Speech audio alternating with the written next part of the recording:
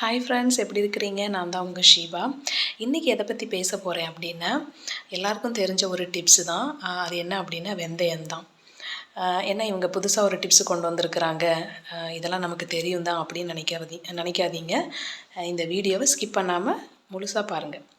So வெந்தயத்தோட benefit என்ன அப்படின்னா, உங்களோட ஹேரை வந்துக்கிட்டு ஹேர் க்ரோத்துக்கு வந்துட்டு அது ரொம்பவே ஒரு நல்ல ரெமெடி. ப்ளஸ்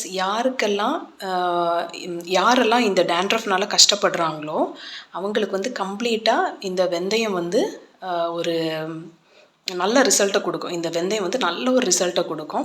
அது எப்படின்னா, நான் வெளியே நீங்கள் அப்ளை பண்ணுறதை காட்டிலும் நீங்கள் ஓரலாக நீங்கள் எடுத்தீங்க அப்படின்னா நல்ல ஒரு பெனிஃபிட் இருக்கும். அது எப்படி பண்ணணும் அப்படின்னா, ஒரு நாளைக்கு முன்னாடி நீங்கள் வெந்தயத்தை ஊற வைக்கணும்.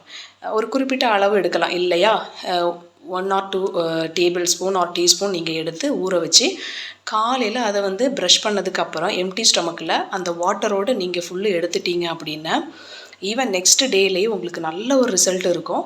பட் அது வந்து நீங்கள் விடக்கூடாது. கண்டினியூவாக அட்லீஸ்ட் ஒரு 15 to 30 days வரைக்கும் நீங்கள் கண்டினியூஸாக எடுக்கணும். அப்போ தான் அதில் உள்ள ரிசல்ட்டு வந்துட்டு நீங்கள் பார்க்க முடியும். என்ன ஒரு நாள் 2 நாள் எடுத்துக்கிட்டு ஐயோ எனக்கு ஒர்க் ஆகலை அப்படி சொல்லக்கூடாது.